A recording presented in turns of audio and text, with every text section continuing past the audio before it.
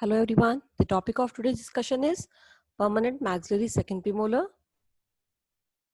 So today we'll be studying the anatomy of permanent maxillary second premolar. Also we'll be comparing the first premolar with the second premolar. So we'll be covering the topic under the following headings. Starting with the introduction, the premolars are also known as bicuspid. We have 4 maxillary premolars, 2 on the right side and 2 on the left side. So we have 2 in each quadrant, 4 in each arch. In total, we have 8 premolars. Now, mesial to them are the teeth which are present are canine, and distal to premolars, molars are present. And they are known as bicuspid because they have 2 cusps. One is buccal, another is lingual. Premolars are considered to be posterior because instead of the incisal ridge which is seen in the anterior teeth, they have occlusal surfaces. And when we talk about their buccolingual measurements, it is greater than that of the anterior teeth. Also, the contact areas are broad and it is nearly at the same level on both the sides. The crown is shorter in comparison to the anterior teeth and the cervical curvature is less in comparison to anterior. So, premolars are posterior with wider occlusal table, wider buccolingual measurement and less mesodistal measurement, and the crown is shorter in comparison to anterior teeth. Now when we talk about the functions of the premolars, they hold and grind tooth, they helps the molars in the masticatory processes, and even if the molars are not present, one may be able to chew with the premolars only. When we talk about the general features, the premolars develop from 4 lobes, except mandibular second premolar, which develops from 5 lobe, that because it has 3 cusps. Then the lingual lobe forms the cusp, but as in cases of anteriors, it forms the cingulum. So the lingual lobe, which is forming cingulum in the anterior teeth, will be forming lingual cusp in the posterior teeth. Premolars have occlusal surfaces, which is bounded by the marginal ridges, and the occlusal surface is comprised of cusps, that is the elevations, then the grooves, then the ridges and the fosses.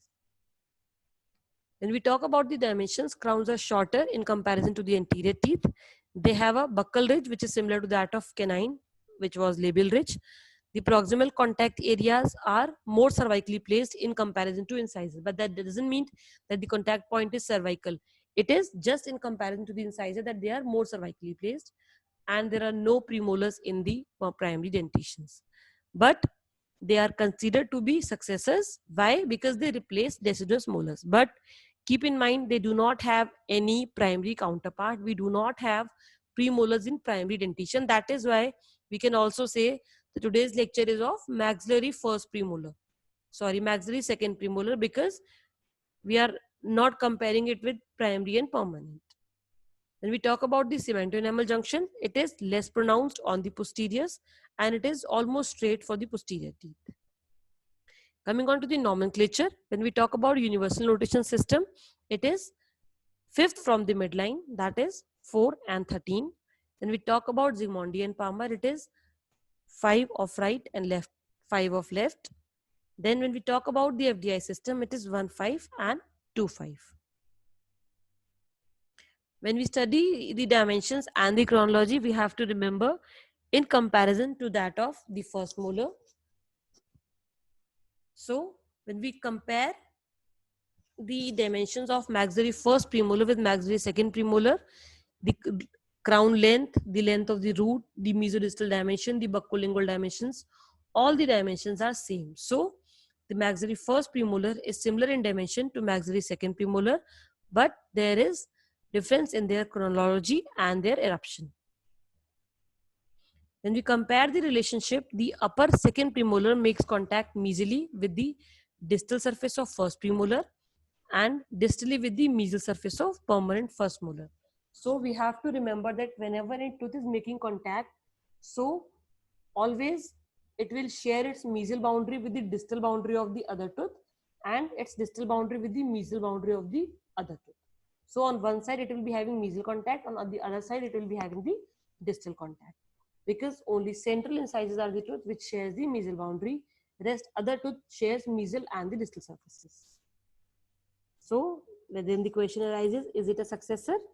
Because we do not have any primary premolars in our primary dentition.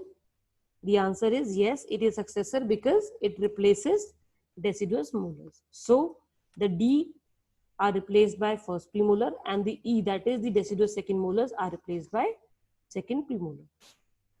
So when we talk about the morphology, we have 5 aspects: the buccal aspect, lingual aspect, mesial, distal, followed by the occlusal aspect.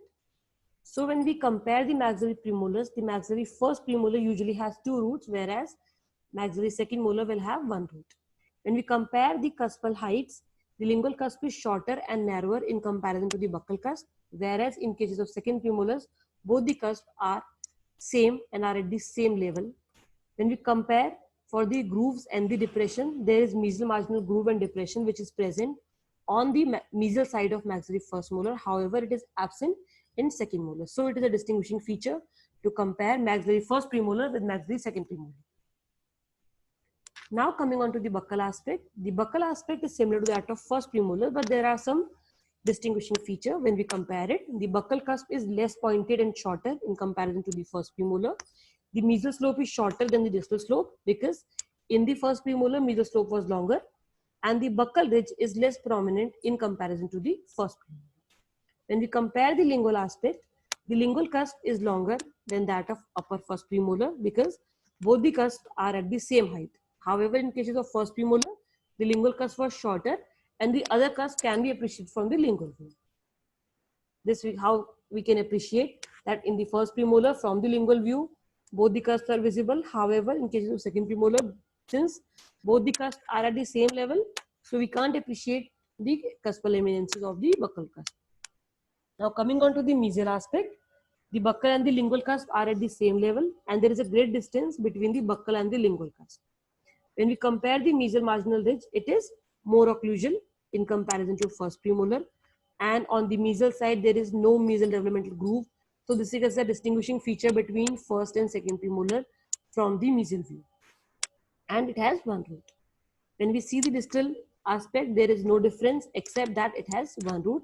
The distal aspect of first premolar and second premolar is same. When we compare the occlusal aspect is oval to round in shape. It is wider buccolingually. It has a short central developmental groove and there are multiple supplemental grooves. Okay, so these features are in comparison to your first premolar. Now when we study the aspects, we need to fulfill all these requirements and we have to write the answer in the following pattern. Like first we'll be telling the geometric outline in that view, then the outlines, followed by the contact areas and the crest of curvature, then the surface anatomy, cervical line and the root. So when we talk about the label aspect, the geometric outline of the maxillary second premolar is roughly trapezoidal in shape. And when we see the outline, mesially it is slightly convex, however distally it is more convex. When we see the cusp is short and it is less pointed in comparison to first premolar, the mesial slope being shorter than the distal slope, and tip is slightly mesially placed. When we see the contact areas, the contact point towards the mesial side is at the junction between the middle and the occlusal third. However, on the distal side, it is at the middle of middle third. Okay, so you have to remember these contact points, that mesially it will be between the middle and the occlusal 1/3 and distally at the mid of middle third. Then we see the surface anatomy, so we can appreciate 2 linear elevation. One is the buccal ridge, another is the cervical ridge. Also, we can appreciate the cervical line, which is the concavity is towards the root surface, and there is single tapering root, which is slightly distally curved. Now, from the lingual aspect, there is lingual conversion, but it is less in comparison to first premolar. The outline is reversed, the lingual cusp is sharp, and it is of same length as to that of buccal cusp. When we see the mesial aspect, the geometric outline is again trapezoidal. When we see the buccal and the lingual outlines, they are smooth and convex. When we see the cuspal heights, they are of same length, but there is great distance between the two. So there is wide occlusal surface. When we see the crest of curvature is at the buccally, middle and cervical third के junction पर होगा. And when we see on the lingual aspect, it will be in the mid of the middle third. Okay, so you have to remember buccally, the maximum bulk will be at the junction of middle and cervical third and lingually in the middle portion. When you see the surface anatomy, the aspect is smooth, convex. Mesial marginal ridge is more occlusal in comparison to distal marginal ridge, and the contact point is broader on the mesial view. And when you see the cervical line, the concavity is towards the root. There is single root which is broader buccolingually and the apex is blunt, and there is a shallow developmental depression which can be seen on the mesial aspect of second premolar. When you see the distal aspect, it is similar to mesial aspect. The distal contact area is wider and it is placed more cervically. Distal marginal ridge is cervically placed. You have to remember that mesial marginal ridge is occlusally placed and distal marginal ridge is cervically placed. The cervical line is straight because the cervical curvature was 0 in the dimension table. And when you see the developmental depression, it is a distinguishing feature between the right and the left of the second premolar that mesially the developmental depression is shallow. However, the distal side will have a deeper developmental depression. When you compare first from second premolar, first premolar will have deeper developmental depression on the mesial side. Second premolar will have deeper developmental depression on the distal side. When you see the occlusal anatomy, the outline is oval or rounded. When you see the elevations, there are cusps. There are two cusps, buccal and the lingual cusp. When you see the marginal ridges, these are thick, strong, and well developed. When you talk about the depressions, so there are central grooves. So there is a short central groove with multiple supplemental grooves. Also, there are two triangular fossae, the mesial triangular and the distal triangular fossa. And the distal is larger and deeper in comparison to the mesial triangular. So to summarize, when we talk about maxillary second premolars, they are similar in form and function to first premolar, but they are more rounded. Only one root is present and appearance varies more than first premolars.